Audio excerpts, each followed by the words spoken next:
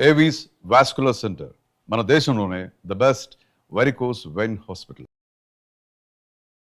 నమస్తే రమగారు. నమస్తే జయ. రమగారు, మనం దానాలు ఏ దానం చేయాలి, ఏ దానం చేస్తే ఎలాంటి ఫలితం దక్కుతుంది అనేది చేశాం. అసలు ఏ దానాలు చేయకూడదు, చేయకూడని దానాలు చేస్తే ఏమవుతుంది, ఎలాంటి ఫలితం దక్కుతుంది? దానం అంటే ఏం జయ? మనం ఇచ్చేది ఎవరికైనా, మనం అంటే డబ్బులు తీసుకోకుండా ఇచ్చేది, అంతే, ఏమీ ఆశించకుండా. దాన ప్రక్రియ అనగానే మనం ఒక ప్రత్యేకంగా చేసుకుంటాం దానాలు. ఎలాగే ఇప్పుడు మన నవగ్రహాలకి ఏవో ఫలానా ఫలానా దానం అంటే బ్రాహ్మణుడితోటి మంత్రం చెప్పించుకుని అయ్యగారితోటి ఏ గుళ్ళోనో లేకపోతే మనమే ఇంటికి ఏ పురోహితుడినో బ్రహ్మచారినో ఎవరినో పిలిచి మంత్రం చెప్పుకొని సాంగంగా చేస్తాం. ఇది పద్ధతి. నువ్వు ఒట్టిగా ఇస్తే దానం కాదు, కానీ వాళ్ళు నీకు డబ్బు ఇవ్వలేదు అనుకో, దాని వెనక్కి, అప్పుడు అది దానం కిందకే వస్తుంది. అటు ఇటు ఇంచుమించుగా ఎవరో దారే పోతున్నారు, ఓ ముద్ద అన్నం పెట్టావు, దానమే. మీ ఇంటికి పని చేయడానికి ఎవరో ఒక అమ్మాయి ఇచ్చింది, ఏమై నువ్వు తీసుకెళ్ళమ్మా అని 2 కప్పులో 2 దాసర్లో ఓ పచ్చీరో ఇచ్చావు, దానమే కదా. వీటిలలో ప్రత్యేకంగా కొన్ని విషయాలు చెప్తారు చేయ. కొత్త బట్టలు ఇస్తే వచ్చే దాన ఫలితం ఒకటైతే, అవసరమైన వాడికి పాత బట్ట అయినా ఇస్తే వచ్చే ఫలితం చాలా పెద్దది. కానీ అవసరమైంది వాడు ఉన్నాడని పాతది చీకిది చిరిగిపోయింది నీకు ఉపయోగపడింది ఇచ్చావో రివర్స్ కొడుతుంది. అది వస్త్రదానం వల్ల వచ్చే జన్మలో ఐశ్వర్య వృద్ధి కలుగుతుంది. చిరిగిపోయింది ఇస్తే మనకి చింకి పాత్రలు కట్టుకునే జన్మ వస్తుంది. అమ్మో. చిరిగిపోయింది అయితే ఇది చిరిగింది, ఉపయోగపడితే వాడుకో అని చెప్పాలి. నువ్వు చెప్పి వాళ్ళకి నచ్చితే ఓకేనా, ఇవ్వమ్మా పర్వాలేదు అన్నాడు అనుకో, నీ తప్పు లేదు. ఇంకా దాన పరిగ్రహీత ఒప్పుకోవాలి. ఇప్పుడు అలా కాదు, చింకిపాతే నువ్వు ఇచ్చావు, వాడి దగ్గర పావలా తీసుకున్నావు, నువ్వు ఇచ్చినట్టు కాదు, వాడు పుచ్చుకున్నట్టు కాదు. ఇలా చెయ్యం మనం, చెయ్యం. చేయకుండా ఏం చేస్తాము, ఎవరో ఒకళ్ళకి ఇద్దాన్ని, ఆ చిరిగిపోయింది నేను కట్టుకోవట్లేదు లేదా చిరిగిపోయిందని చెప్పిన, చిరిగిన దాన్ని కుట్టిచ్చిన మంచిది. ఇప్పుడు నువ్వే వెళ్తున్నారు, చాలామంది నడిచిపోతూ ఉంటారు, ఎవడో గోచిపాత రాయుడు కనపడతాడు, వాడికి చలేస్తుంది, ఒంటి మించి చొక్కా తీసి వాడికి ఇచ్చాడు అనుకో, వీళ్ళు అద్భుతమైన దానం అది.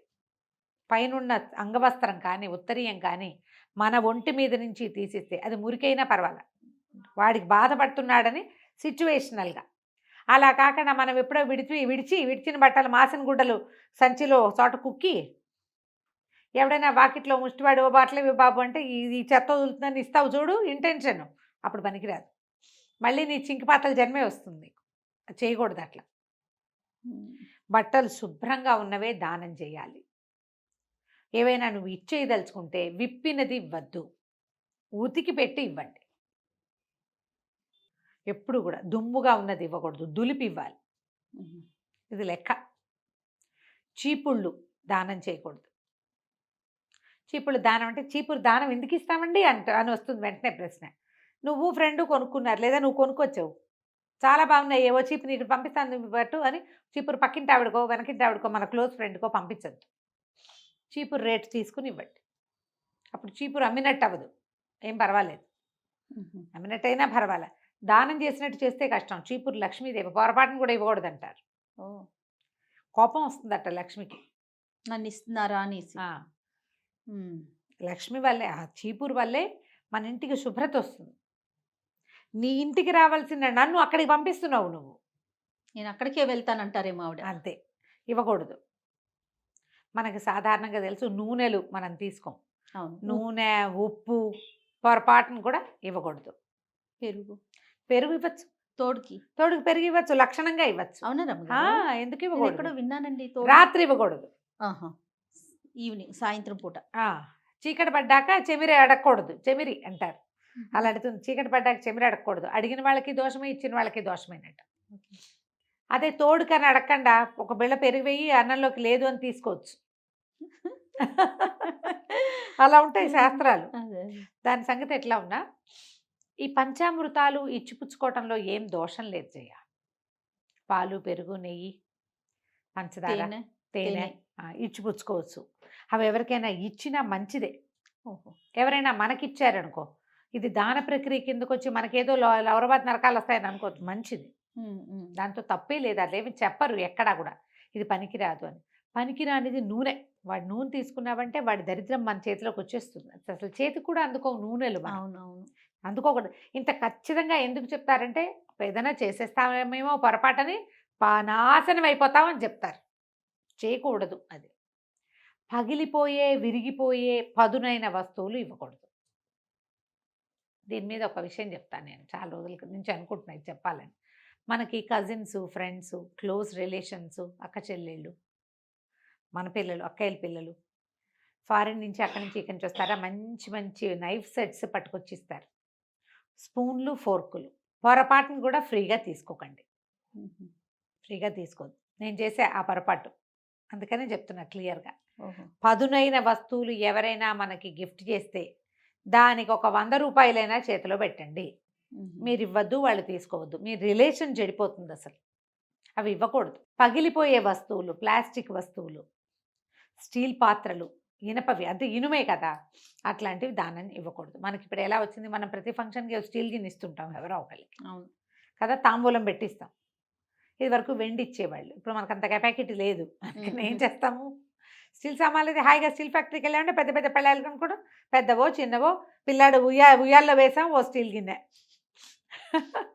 ఓ బుగ్గు గిన్నె కనీసం, ఓ బౌలు, ఓ డిష్షు. దీనికంటే అథవా ప్లాస్టిక్, అది భూమిలో కూడా కలవదు, ఎక్కువ కాలం వాడుకొని కూడా వాడుకో. ఇవి ఇవ్వకండి. బోళ్ళంత బిజినెస్ పాడు చేసేస్తాను కదా నేను.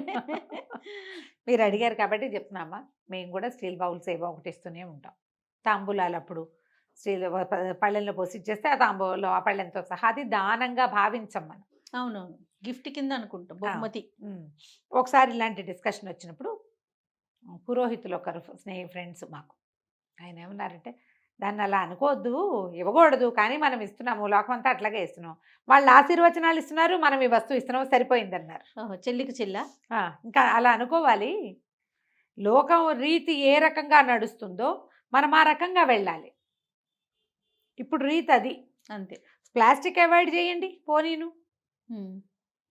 స్టీల్ పాత్రలు అవి వాడుకుంటాం, ఓ దేవతా మందిరాలు పెట్టుకునేందుకు చిన్న చిన్న ఇంతంత ఇత్తడి బౌల్స్, పూల సజ్జాలు, పూల బుట్టలు. మా కజిన్ అక్కయ్య కొడుకు వాడు ఏదో పార్టీ అప్పుడు ఇంత పువ్వుల సజ్జ ఎంత ముద్దుగా ఉందో, చక్కగా బరువుగా కూడా ఉంది. పువ్వులు ఏవో పెట్టుకుని వాడుకుంటాం, అది కొంచెం పర్వాలేదు అనిపిస్తుంది. కానీ ప్లాస్టిక్ లాంటివి పగిలిపోయేవి, పదునుగా ఉండేవి ఎప్పుడూ ఇవ్వద్దు. కట్లరీ గిఫ్ట్లు ఇస్తాం మనం అందరికి, చాలా మందికి గ్లాస్ బౌల్స్, గ్లాసులు. అవును. తర్వాత ఏమో ఈ పింగాణివి, లావపాల కప్పులు. అవును.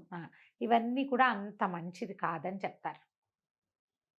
మనం లోకాన్ని అనుసరించి, లోకరీతిని అనుసరించి ఈ రోజున లైఫ్ స్టైల్ ఎట్లా పోతుందో దాని వెనకాల పడిపోతాం. కాబట్టి వీటి సంగతి ఎట్లా ఉన్నా ఈ చీపుళ్ళు, పాత బట్టలు, ఇనప ఎదుటి వాళ్ళకి వస్తువులు, పనికిరాని వస్తువులు. వాటి దగ్గర జాగ్రత్తగా ఉండండి. కారాలంటే ఘాటుగా ఉండే పదార్థాలు దానం ఇవ్వకూడదు.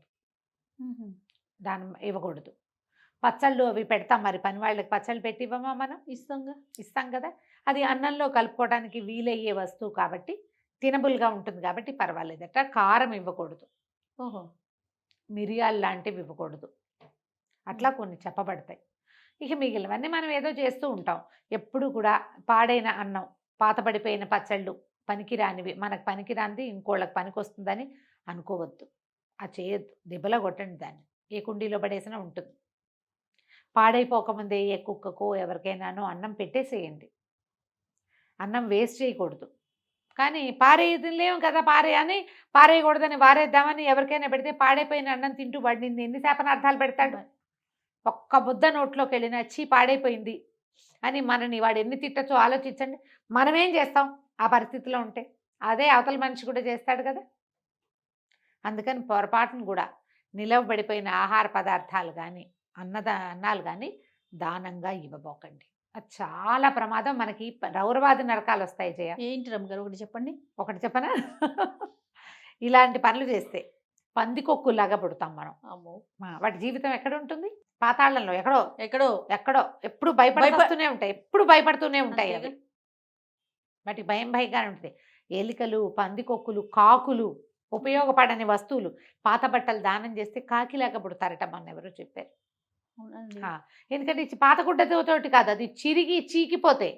వాళ్ళకి వాళ్ళకు పనికి కూడా- రాకపోతే వాళ్ళకు కూడా పనికిరాని గుడ్డలు దానం చేస్తే మన కాకి ఏం చేస్తుంది, పనికి వాళ్ళ వస్తువులన్నీ పట్టుకుపోతుంది. అవును. ఇప్పుడు మన కాకులు చూటల్లో చేయ మేము చిట్టుకుడులో చిన్నతనంలో చూస్తాను, సబ్బులు పట్టుకుపోయేది, సబ్బు కనపడిందంటే పట్టుకెళ్ళిపోయేది, తిందు చావదు, ఎక్కడో పడేస్తుంది. ఆ. స్పూన్లు అంతంత నేతి గిన్నెలు ఉండేవి మా ఇంట్లో. మా నేతి గిన్నె ఎప్పుడు పక్క వాళ్ళ తోటలో ఉండేది. బాధ చెట్టు మీద కూర్చుంటే నేతి గిన్నె ఏం చేసి గిన్నెలో ఇంత అడుగుని ఇంత నల్లకంత నెయ్యి ఉంటుంది. ఆ ముక్కు పెట్టి ఎట్లాగో ఇట్లా తోసి ఎక్కడో వదిలేస్తుంది. 3-4 రోజుల తర్వాత వాళ్ళ దొడ్లో కనపడేది, నూతులు పడేసేస్తాయి వెళ్తూ వెళ్తూ. అవును. చెంచాలు ఎత్తుకుపోతాయి, సబ్బు పెట్టెలు ఎత్తుకుపోతాయి, ఏటో ఎత్తుకుపోతూ ఉంటాయి. ఏం ప్రయోజనం చెప్పండి? ప్రయోజనం లేని దానం చేస్తే మీకు అది వస్తుంది. చాలా భయంకరంగా ఉండే రమ్మగారు. కాకి చాలా మంచి గొప్ప పక్షిగా చెప్పుకుంటాం మనం. అదే పిండాలు తింటుంది, అదే భవిష్యత్తు, అవన్నీ కరెక్ట్. కానీ దాని బతుకు దుర్భరమే, అదన్నీ ఇట్లాంటి పనులు చేస్తుంది. కాబట్టి జాగ్రత్తగా దానాలు చేయాలి. గుడ్లగూబలు గాను, కాకులు గాను, ఎలుకలు గాను, పంది కుక్కలు గాను, దైవద్రవ్యం తినవాళ్ళు కుక్కలుగా పుడతారట, ఊర కుక్కగా. ఎందుకు వచ్చింది చెప్పు? వద్దు రమ్మగారు. అందుకని జాగ్రత్తగా ఉంటే సరిపోతుంది కదా. 100%. మంచి వస్తువు దానం చేయండి అమ్మా. ఏదైనా మంచి పళ్ళు, పువ్వులు, కాయలు, తినగలిగే పదార్థాలు. వాడు కూడా బయట పారేసేలాంటివి ఇవ్వబోకండి, Yes. మనకే మంచిది కాదు. అంతే కదా. ఉమ్. రైట్ అండి. నమస్తే.